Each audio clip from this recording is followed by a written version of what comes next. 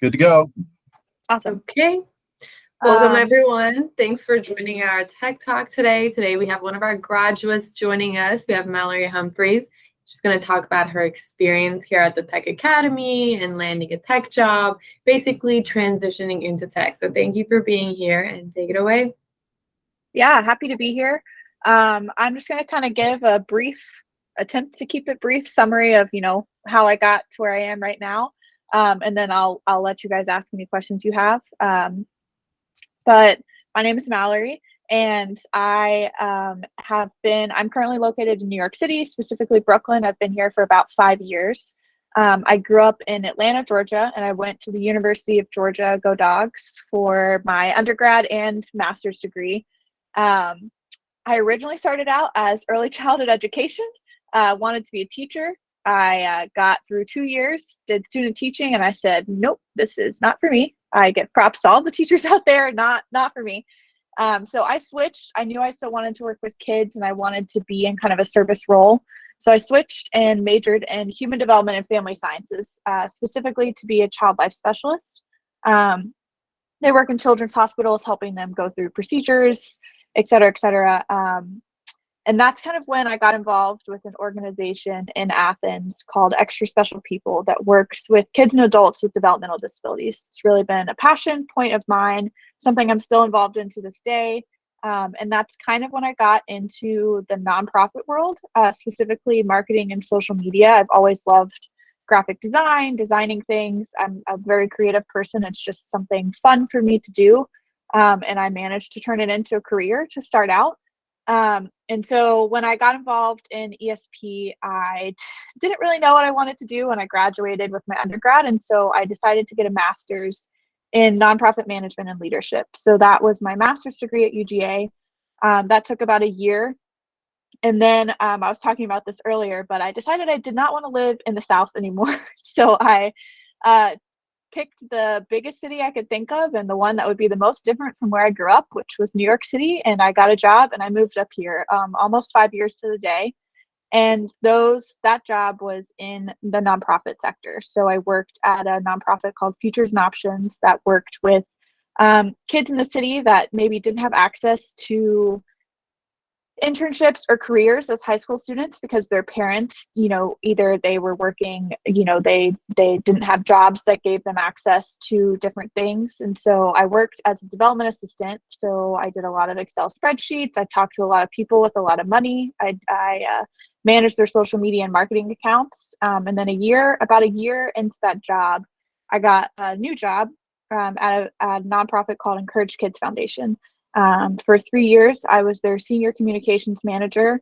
I was kind of the external communications person for the entire organization. So I managed all of the marketing, all of the PR, all of the graphic design, all of the newsletters, the website. And that was kind of my entry into the web development world, if you will.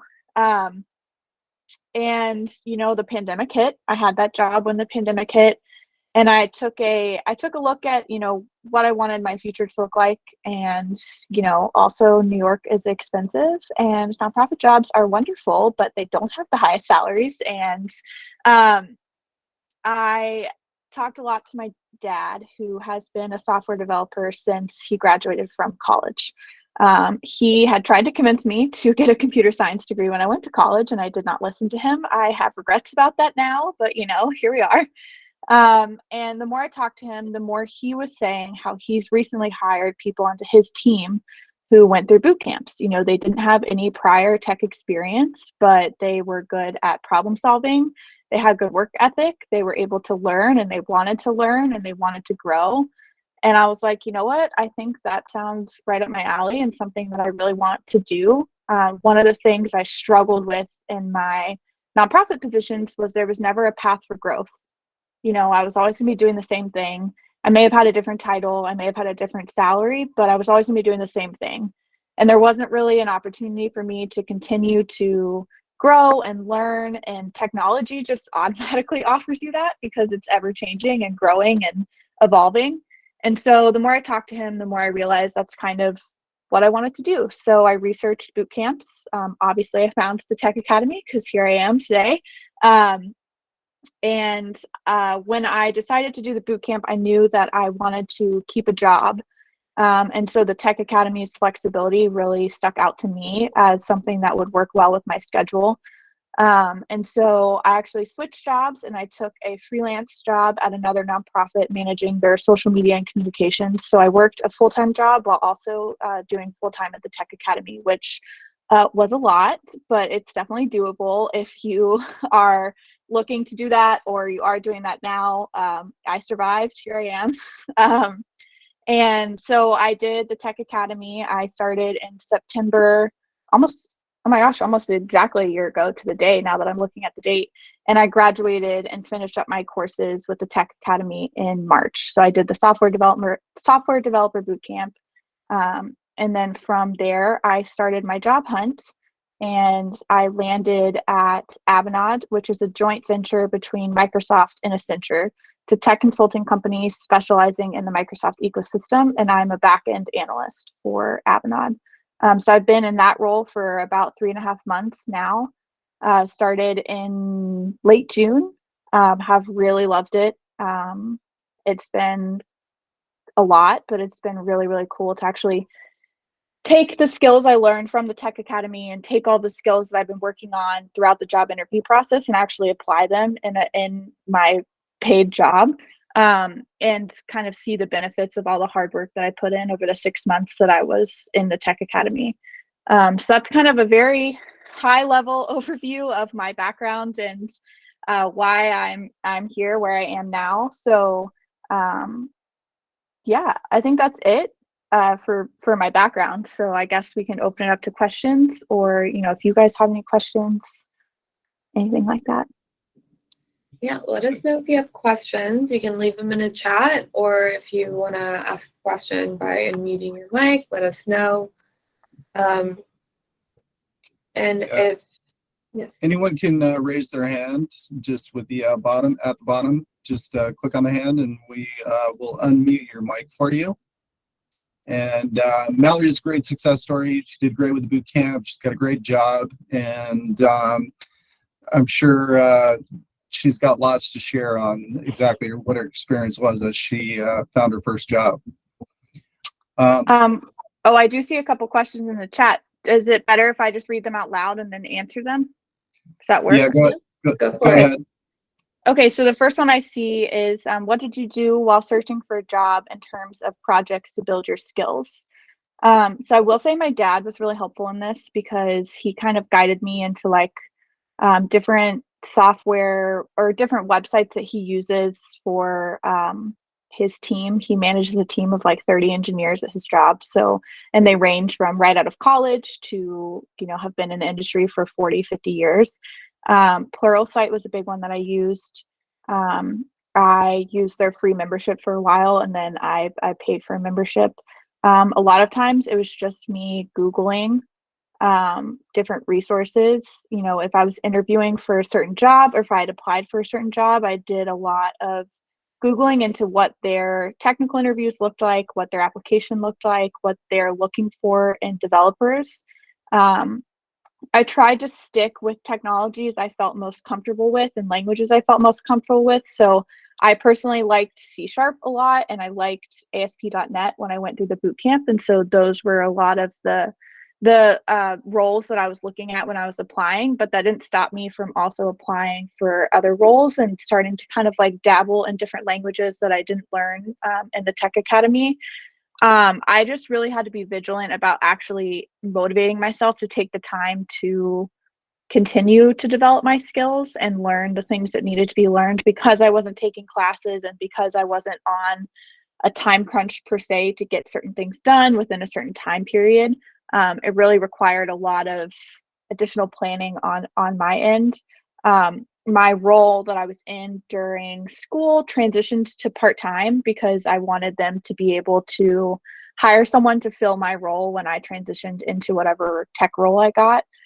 So that definitely helped in terms of time management. I was able to kind of split my 9 to 5 work day between like half work and half applying for jobs and building up my skill set. I also built my own application in that time. It wasn't like that sounds impressive. It wasn't impressive. I built just like a very generic web application based off of a need for my boyfriend and I to be able to make decisions on where we want to go to eat in New York City because we could never decide. So it was just a web app where I could like randomize our decision based off of if we wanted Italian food or we wanted Chinese food or Mexican food or whatever, and then the neighborhood as well. So it was something personal for me. I didn't actually end up totally finishing the project just because I got hired and didn't have time anymore. But that also helped as well. So if you can think of, things that you would want to use in your day-to-day life. I actually got that idea from a TikTok. So that's where I found that one. But hopefully that kind of gives you an insight into at least what my time looked like. I see a couple of other questions. So I just move on to the next one. Yeah, go go for ahead, it. Mallory. Okay. The next one is, what was the hardest part of your transition into tech, and what was the biggest hurdle you had to clear to get your foot in the door? Whew, this is a good one. I think the hardest part for me was figuring out how the skills that I had gained over my 5-6 years in the nonprofit world, how to transition those into skills that apply to the tech world, and how to make people understand that from just looking at a resume. Because that's the hardest part is, if they're only looking at my resume, they see 6 months of experience and they're like, nope, that's not what we're looking for. I would say 9 out of 10 times, if I got an in-person, like face-to-face interview with someone, I immediately moved on to the next step because I was able to properly articulate my skill set, why I was in tech, why I had moved to tech, and what I could bring to their company that was of value outside of just my hard skills in coding. So I tried my best to either write a really compelling email. I tried to pull in language from my previous jobs that were on job like descriptions for tech jobs specifically. So, if they said that they were looking for someone who was highly organized, I made sure to put that in the description of my previous nonprofit jobs to make sure that they understood that there was a lot of skills that I could take from that job and move it over into a tech job. But that kind of ties into the biggest hurdle, which was so many of these tech companies are so big that when you're submitting an application, your resume is just going through like an automated system and being parsed. And then if the stuff that they're parsing out doesn't fit the job description, then it's not even considered. And so that took a while for me to like realize that that's what was happening, because I was getting frustrated. Like, why am I not hearing back from these people? Why is my resume not getting attention? And when I talked to a couple of people in the industry, they were like, oh yeah, this happened. So you need to network, you need to find connections, you need to get yourself in the door and have physical conversations with someone to make sure that they know what you can bring to the table. And so networking was a huge part of my job hunt. Having a dad that's a software engineer was beneficial, but he's in Atlanta and I'm in New York. My brother is also a software engineer, but he's 2 years younger than me, so he wasn't super high up yet. And he could, refer me for jobs, but that's about all he had. He didn't have a ton of connections. And so I reached out to the connections I had in New York City, all of my friends. I said, I'm looking for a job. Is there anyone you can connect me to? They don't even have to work at a tech company, but if they have a tech role available, or if they have anything that could help me to move forward in this job hunt, like, I am all ears. I will take time to meet with them, talk with them, anything. And that ultimately did not get me the job I currently have, but it got me in the door for a lot of interviews that I would have not gotten otherwise. And I did move on to those next steps because I was able to actually talk to those people in person and kind of explain why I thought I was a good role for a tech position with such limited experience compared to maybe someone who's coming right out of college or anything like that. So that was really helpful for me. And networking is definitely what I would say is like top priority. Being in New York City definitely benefited me. It is a huge tech hub and I had a lot of connections. But even if you live in a smaller city, LinkedIn is just like an amazing resource for anything that you could need to kind of network and get your foot in the door in various companies. And I use that to my advantage as well. So hopefully that answers that question. I see a couple of others. Austin asked, what would you highlight in order to shine your skills with a lack of professional development experience when applying for jobs?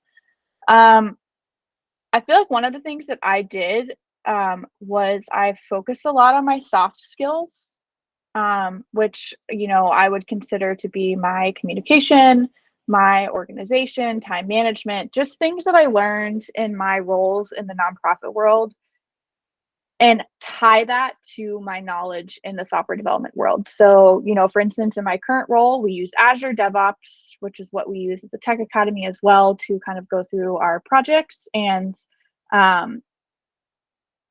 requires just like massive amounts of time management. Like I'm on a project now that is like bigger than anything I've ever seen. And I have to be able to time manage. I have to be able to be detail oriented. I have to be able to catch a comma when it's out of place or catch a space when it's not supposed to be there. And I did that in my previous jobs. I copy edited, I wrote newsletters, I designed things where you couldn't have something that was centered when it was supposed to be right aligned. And it all translates over. And so being able to kind of articulate, like, I did this here, and this will also help me here in the tech world, even though I haven't actually done it yet, because those are the same skills, just implemented in different spaces. So when I figured that out, I literally took all the skills I'd learned from the nonprofit world and I figured out where they translated over in the tech world, and I wrote it out for myself so that anytime I had an interview, I literally referenced that document. And if they asked specific things relating to the tech world, I was like, oh, well, I haven't done this here, but I have done it here. And I believe that it would translate over well for me. And that's how I could be an asset to your team and in this role. So that was something I really focused on, because that is so vital when you're applying for these roles, to make sure that they understand that you're not just like someone who doesn't have any experience at all, but figuring out how to translate that experience over. Hopefully that helps. And I see one more question in the chat. Josh says, so would you tailor your resume for each application, or did you write cover letters? It depended on the application. Sometimes I would tailor it, but a lot of times the descriptions were so similar that I didn't really have to tailor the application too much. Or I guess the resume too much. Most of the jobs I applied for didn't ask for a cover letter. If I was able to submit something, I always did, even if it was optional, because that's kind of my way of, I don't know, describing my experience. When I did have to write a cover letter, I made sure to tailor it to the specific company and to talk about their mission and why I wanted to work for them specifically, why I was interested in the role, and then what I thought my previous experience with my other jobs in the Tech Academy would make me a good fit for their role. So when I was asked to submit a cover letter, I did tailor it specifically to the company. I never submitted a generic one, because they can tell. My dad said that was one of his pieces of advice. He was like, I know when someone's copy and pasted a cover letter. It's like wildly obvious, because they didn't write anything about the job description that I put out there. And the other thing I would suggest from someone who has hired people onto her team in the nonprofit world is that I always put at the bottom of the job description what I wanted from the applicant. So I would say, I want you to email X, Y, and Z to this email address. And if they only applied through LinkedIn and didn't email me their resume, then I knew they didn't read the whole job description, and they were pretty much immediately counted out from the role that I was hiring for, because they didn't take the time to read the job description. And clearly that's not a great attribute for someone you would want on your team. And so I would make sure to really understand the role you're applying for, because if you do get that interview and you're not prepared, it's just not going to go well. It may give you experience, but it's just like, it would always stress me out when I was interviewing people that were unprepared for an interview, because I just like wanted to help them because they didn't prepare. I don't know. I'm probably rambling at this point, but yeah, so that hopefully that kind of answers that question a little bit. I think I see another one from Rob. Did you see any specific patterns for which resumes applications got responses and which ones didn't? No, unfortunately, I did not really see a pattern. I wish I did, because that would have helped me a lot. It's funny, actually, last week, I got a rejection from a company, which is hilarious because I have now had my job for 3.5 months, and I looked back at my job tracker and I applied for that job mid-February. So there's some people just like don't have a system in place for responding, or they do, and then they just send out these mass rejection emails like once a quarter. I don't know what the process is, but it just makes me laugh when I get those now, because I have a job that I'm very happy in. But I think some of the patterns that I realized was that if it was a very generic application process, so it was just like name, email, years of experience, resume, those were ones where I didn't hear back as often, because those tended to be those automated systems where they parsed my resume, they saw I had half a year's experience with HTML, and they said, nope, see you later. But when I took the time to fill out an application where they asked me questions like, why do you want to work in the tech industry? What interests you about X, Y, and Z company? Why does this role interest you? I typically heard back from those companies, whether it was a yes or a no. They took the time to respond to my application, which I very much appreciated. I never had an interview that I didn't hear back from, which was helpful for me. And most of the time, if I got a rejection, I would ask for feedback. And usually it was just that I did not have enough like coding experience, which I knew was going to be the case for a lot of the rejections that I got. But it was helpful for me because they were like, oh, you should focus on this area, or here's where this person excelled more, and maybe focus on that while you're continuing to apply for jobs. So that's one suggestion I would always make, is that if you have the opportunity to talk to the person that interviewed you or the HR person and get feedback, I would recommend doing that, as hard as it can be, because being rejected is not fun. And I got rejected more times than I can count, but it only takes one acceptance and one offer to get your job. So that definitely made it a lot. Once I got the offer, it definitely made it a lot better. I was skeptical until I got the offer letter, but you know. Carly asks, was it helpful? Was your experience, or what was your experience with recruiters? Were they helpful? So I never got reached out to by recruiters per se, but I did talk to a lot of like talent teams, which I guess they're recruiters in a sense. So my current job, I actually went through a recruiter first. So a lot of times I would screen with a recruiter, whether it was on the phone or it was a video interview, and they would just kind of like pick my brain, ask me why I wanted this job, what my background was, et cetera, et cetera. I never had a negative experience with any recruiters. If anything, sometimes they would give me insight like, hey, we think you're great, but just so you know, this role is definitely looking for someone more experienced. So I don't know if you'll move on any farther, but thank you for taking the time. They're usually pretty open and honest about what the culture's like at the company, what's expected from the rest of the interview process if you move forward. So I do think that they were helpful for me. I knew exactly what to expect for the interviews that I had that got me the job that I got, because the interviewer was open and very honest about what that looked like, which I appreciated, because I was able to, one, prepare better.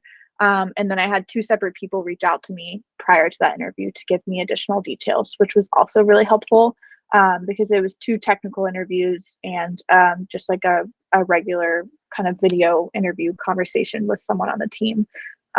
And because I knew that, I was able to best prepare, and that was because the recruiter was so helpful in that situation. I don't see any more questions in the chat if anyone has anything else. Yeah, Mallory, it's a really good presentation, and you're not rambling. You're doing great, and it's really good information for our students.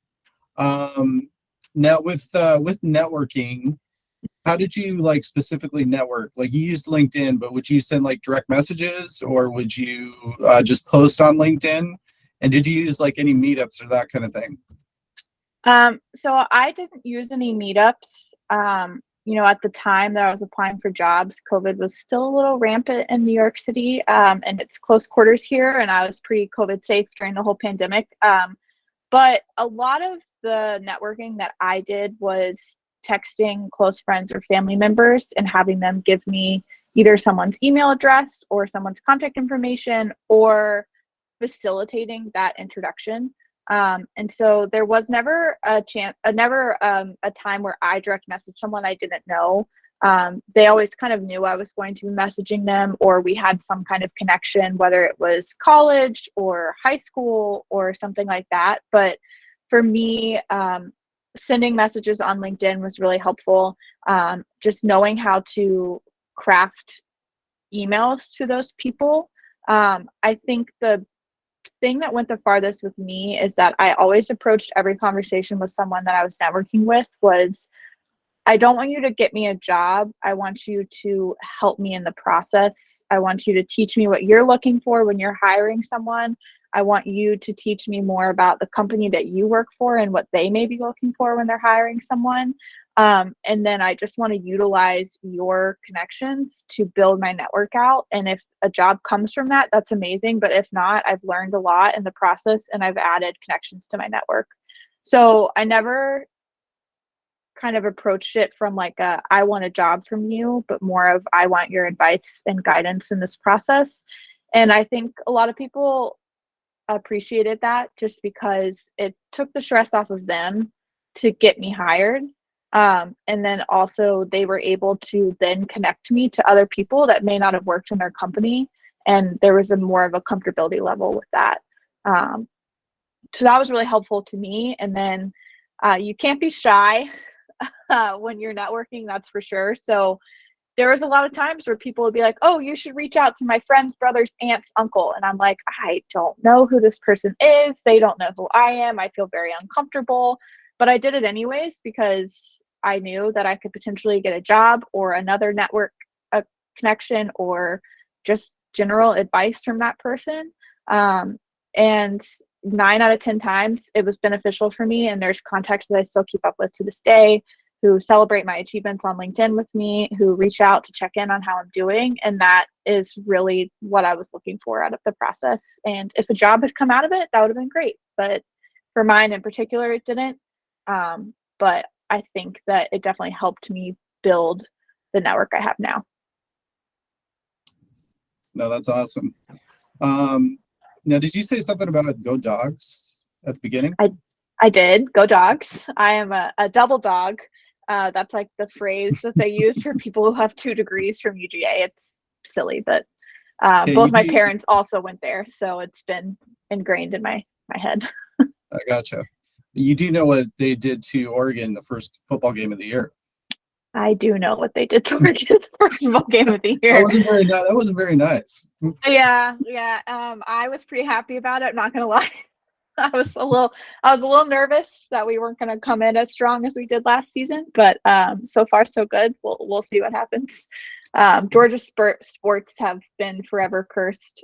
We've never had good Georgia sports, like all around, but UGA won the national championship and the Braves won the World Series. So now it's up to the Falcons and the Hawks, although I'm a little skeptical about what's going to happen with those two.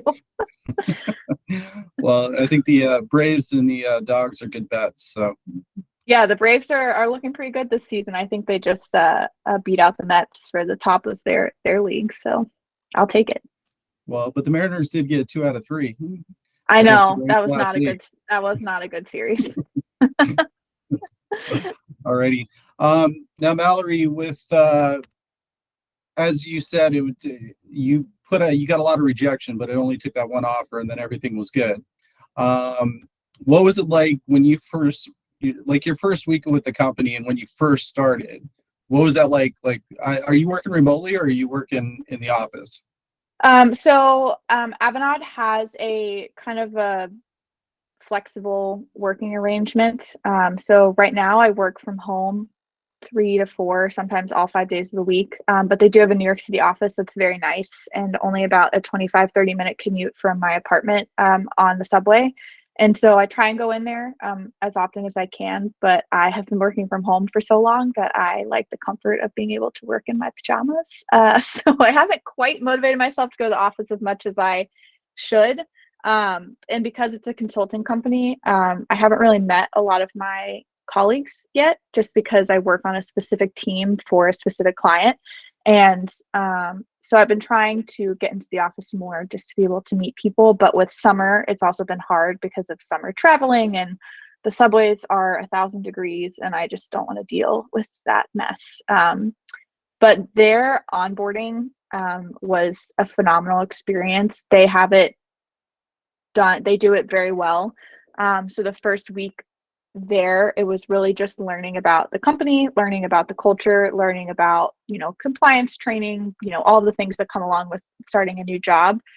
And then the next 4 weeks was a pretty intensive training program where I got put on a team and had a fake client, and we built out an application.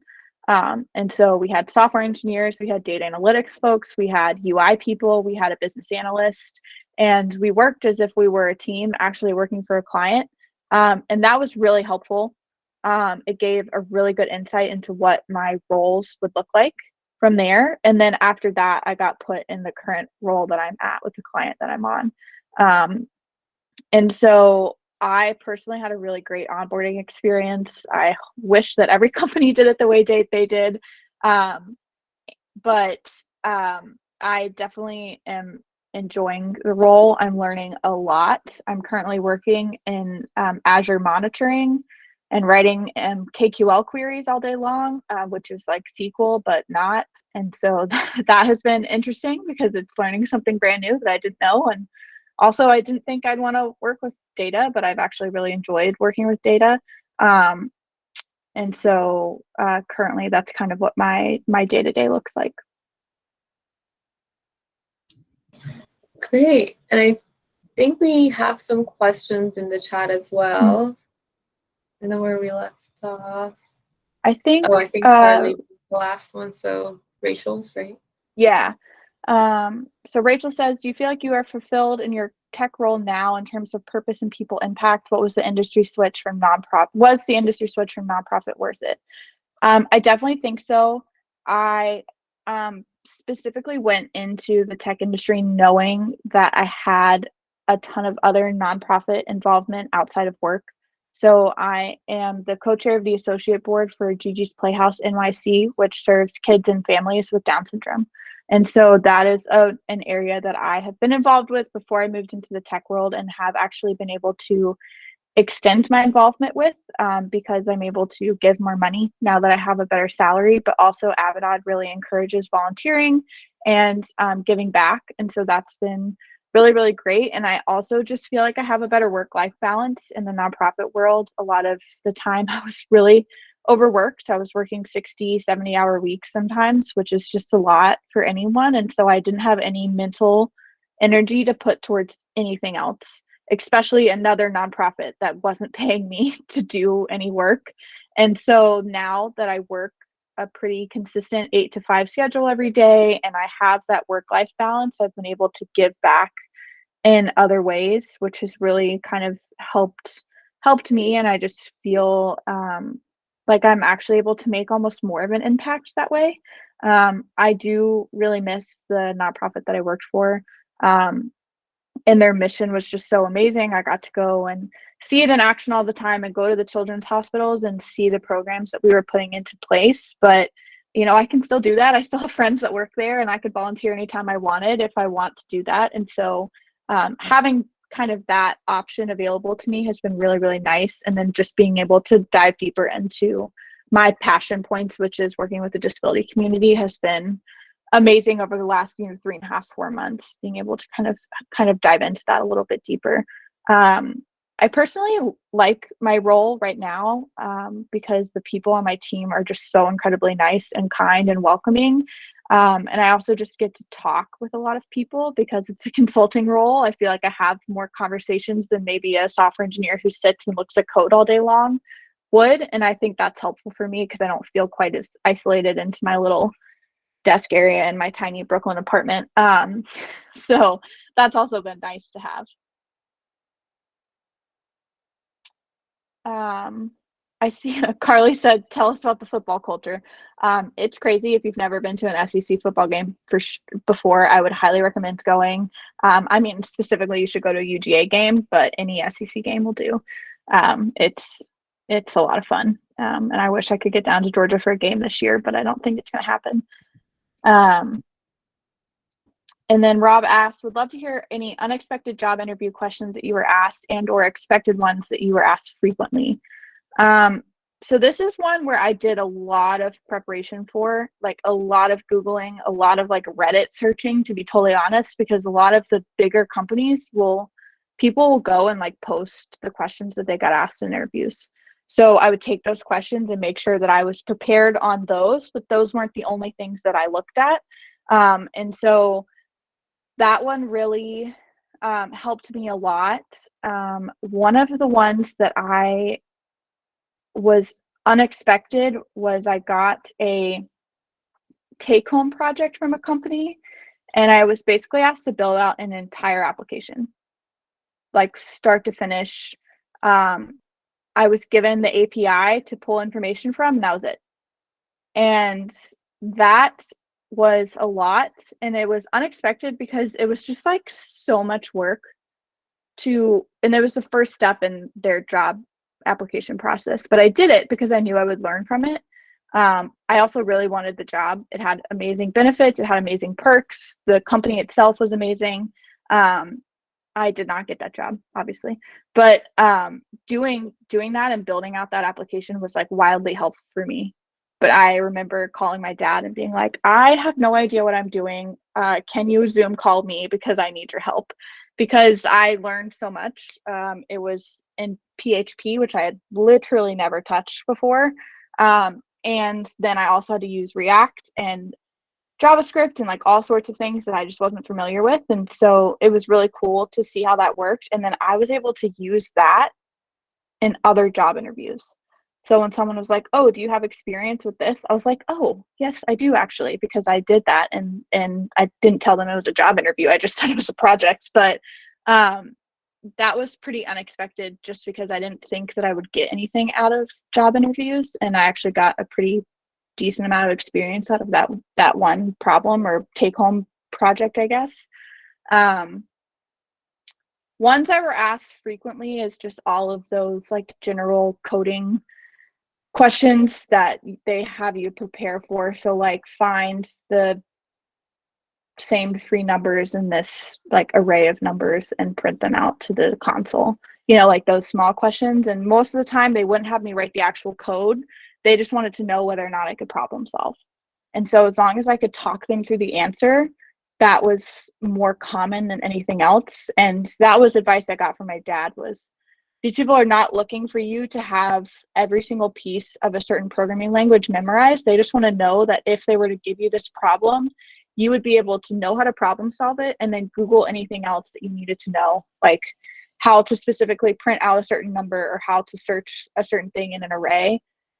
Is something I'd probably have to Google because there's no way that I have everything in a programming language memorized. And so I made sure to say that in the interview. Like if I was walking through the process, I would say, here's the 5 steps that I would take. And at this point, I would log into Google and I would Google this specific question so that I could move forward with this problem.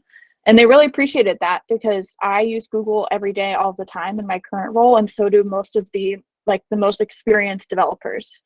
Like Google is my dad's best friend. He uses it all the time and he's been coding since he graduated college in like 1985. So he'd probably kill me for saying that on this call, but that's okay. And so I think that was kind of the most expected questions I got were just like, solve this basic problem and tell us how you would do it. And if you have the problem solving skills and you can talk people through why you're solving the problem the way that you are and explain your reasoning, then you're going to be fine.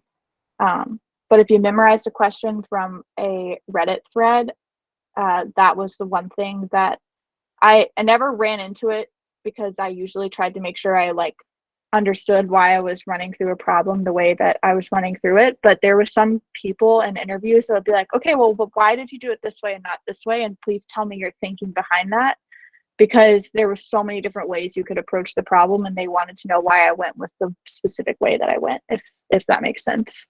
That was probably a long-winded answer to that question, but hopefully it was helpful. No, that was great. Thank you. I have a question. So I know that some of the students here are actually going through the boot camp. Do you have any tips for people currently in the boot camp, and how some of those tips can actually help them in their like future roles or even landing a job? Yeah.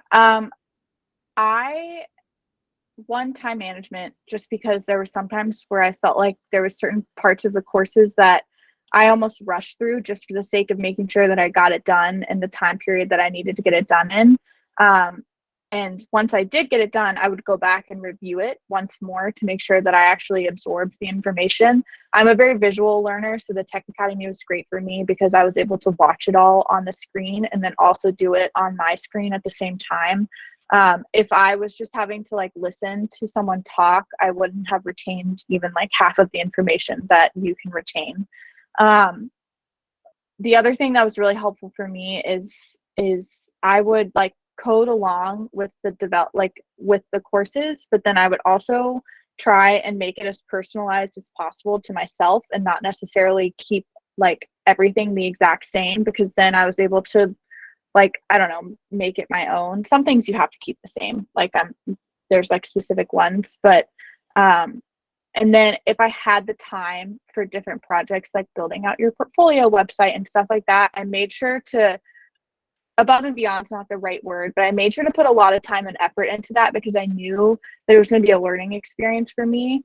And I really tried to push myself to find the answers via Google, or talking to my other classmates, or calling my dad, or calling any resources that I had before I went to the instructors, because I knew that's what I'd need to do in a real life scenario.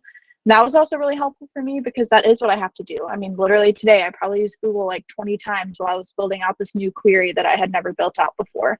And, you know, that's just like what my day-to-day looks like. And because I was able to learn that through the Tech Academy and going through that process and doing that individual work, I'm able to now apply that in my job. And kind of like, when I first started Googling things, everything I typed was way too generic and I could never get the answer that I wanted. And so now I like know how to really nail down to the specifics and get the answers that I'm looking for. And then my last piece of advice is don't skim. If you're reading an article, don't skim it. Read the whole thing. Coding is too complicated to just skim an article. I was notorious for doing that in college because I didn't need to know every single detail, but I realized through the Tech Academy that when I was reading articles, I needed to read the whole thing and read it and understand it, or else I just wasn't going to comprehend what was going on in the next steps or the project or what I was working on. And so that personally was really helpful for me, and kind of has translated over to helping me be more detail oriented in my current job, which is important in the role that I'm in. Yeah, really good tips and advice there, Mallory. So just curious, like there was a time of coding before Google. Yeah, So I know. Does your dad still have all his books? He does have a few. My favorite story to tell is that he started coding before the mouse existed. So watching him work is fascinating because he can navigate his entire computer with just his keyboard, which like I'm sure there's people that can do that learn without the mouse, but he's also right-handed and he uses the mouse with his left hand because it's just so obsolete to him that he doesn't even need to use it very often. But yeah, it's definitely interesting. And he's thankful for Google, I think now, but prior to Google, he was looking through all those textbooks and I can finding imagine. the answers. Couldn't imagine that. Yeah.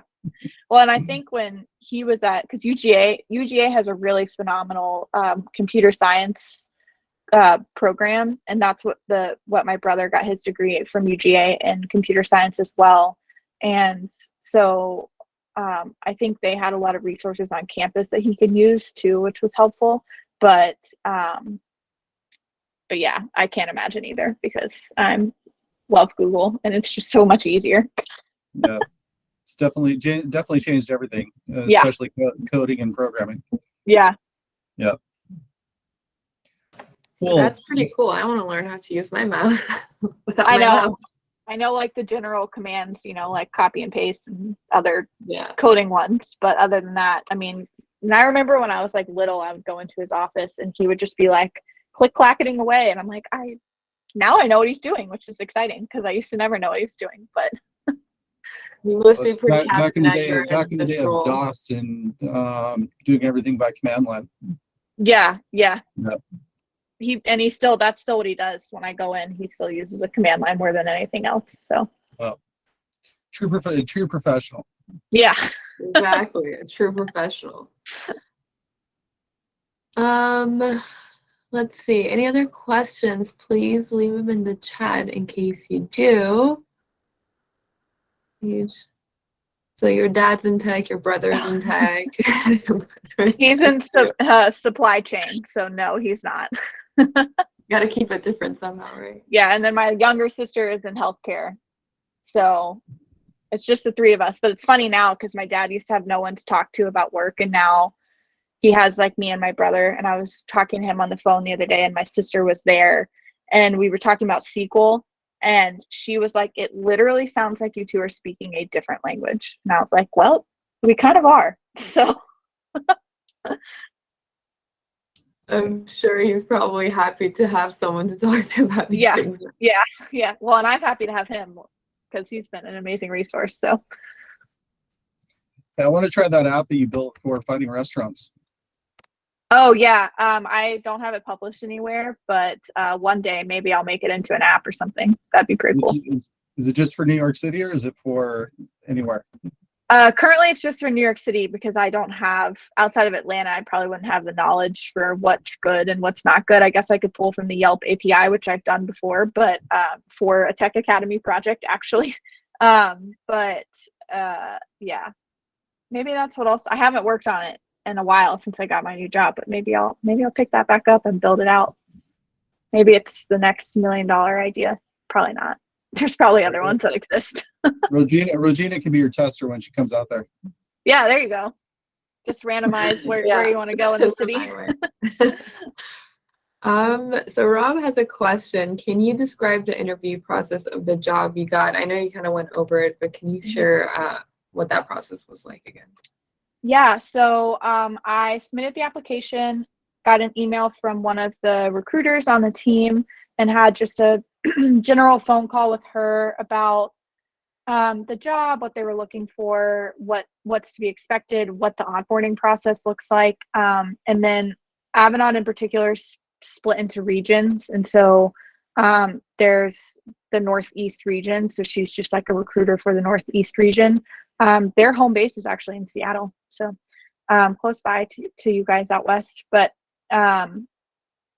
once I had that, I don't know if people always move on to the next step from that phone conversation or not, but the next step after that was I had a group interview with two people on the Avanade team. One was a developer and then one was more on the business side, but had software experience because you kind of have to when you work in tech consulting. You have to know the lingo and stuff like that. So that interview was about an hour long, and they asked a variety of questions from my experience.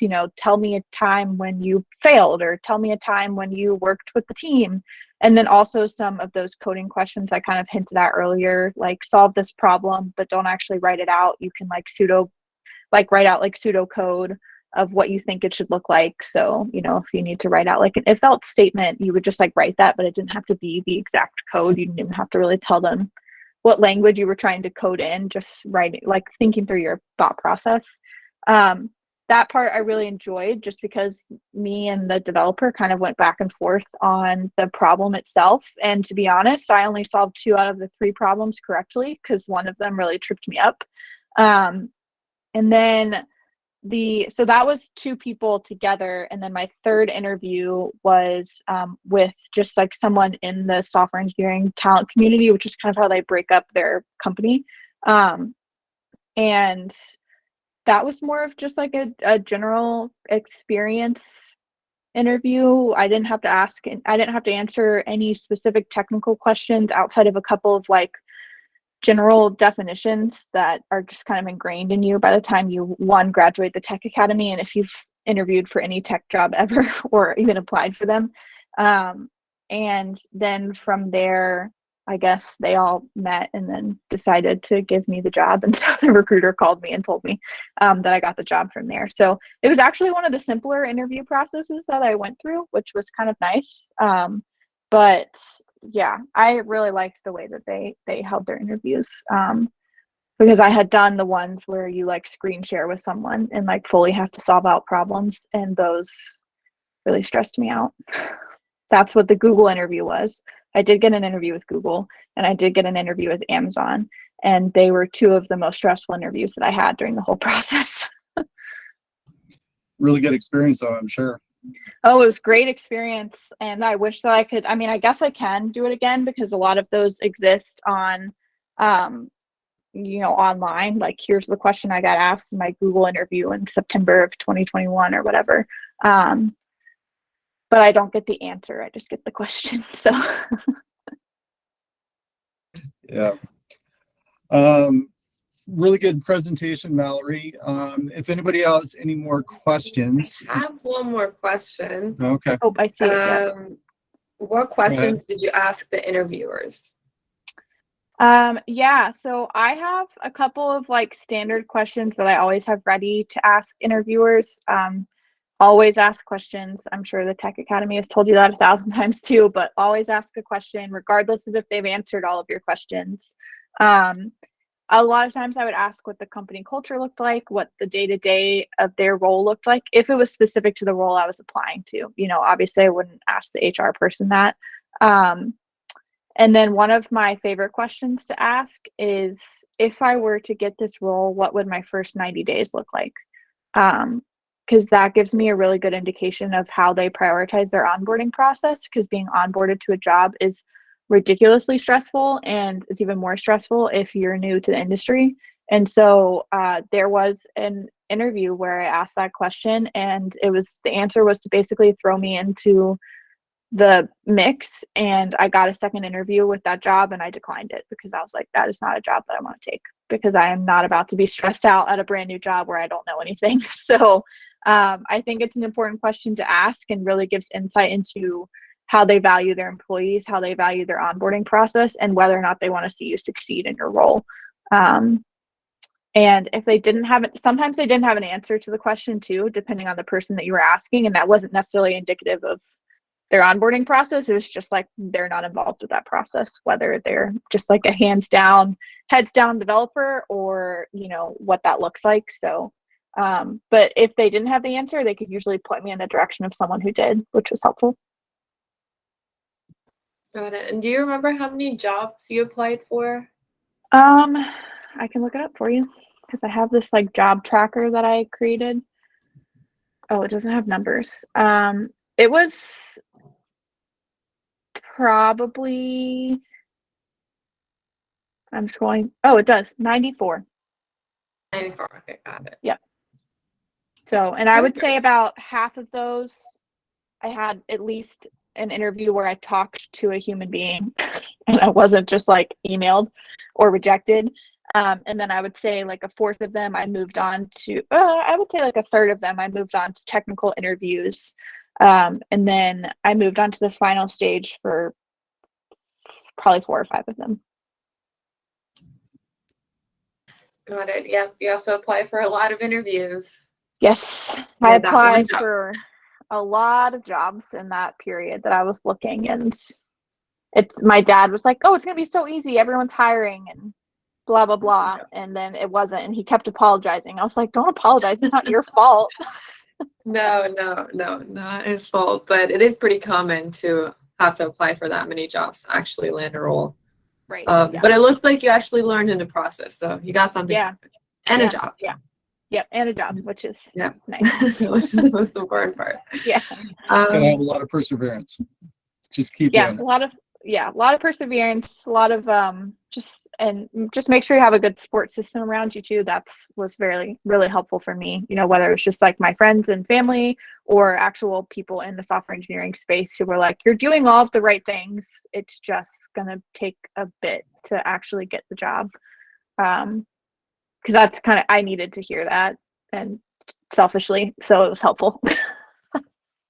Yeah, definitely. Yeah. Any other questions? You can leave it in chat. I know we're actually at the 2:00 mark. But Mallory, is your LinkedIn a good place for people connect with you? Yeah, LinkedIn is great. Questions? I can pop I have it pulled up I actually. have it. I was just about to put it in here. Just wanted to confirm there with you you, but I just put it in the chat. Yep, that's perfect. And then yes. You can put my personal email in there too. I mean, I don't care either way. I'm pretty responsive on both, but if for some reason someone prefers that, that's totally fine. Okay, let me just get that. Here, I can type it. That's not a problem. Okay, perfect. It's easy. Perfect. Thank you so much. And then also next week we have another Tech Talk. It's actually one of our other graduates who is going to talk about his experience. And we just confirmed the topic today, so I haven't officially announced the talk, but I will be doing that later today. And here's the link where you can RSVP. But thank you so much, Mallory. We are really happy for all your success. You did great. And thank you for the awesome presentation and all the great tips. So thank you so much. And thanks for everyone coming, and you all have a great weekend. Yeah, Mallory, of course, thanks for having me. Great talk, Mallory. It was really insightful. We appreciate it. One last question. It's really important here. What happens if the Braves meet the Yankees in the World Series? Oh, Braves all the way. Go Braves. Yeah. I mean, I can't not. Also, I think it's just like Yankees is a sensitive subject in New York City because there's the Yankees and the Mets, and you have they're very like different people cheer for different teams. So I would automatically cheer for the Braves. And yeah, no, I understand. And it could happen, so we'll see. It could happen. You're right. Yeah, it could. Yep. That would be really cool, actually. But yeah. There you go. All right, Mallory, thanks again. Thanks everyone for coming out, and we will see you next week. Yeah. Have a good weekend. Bye.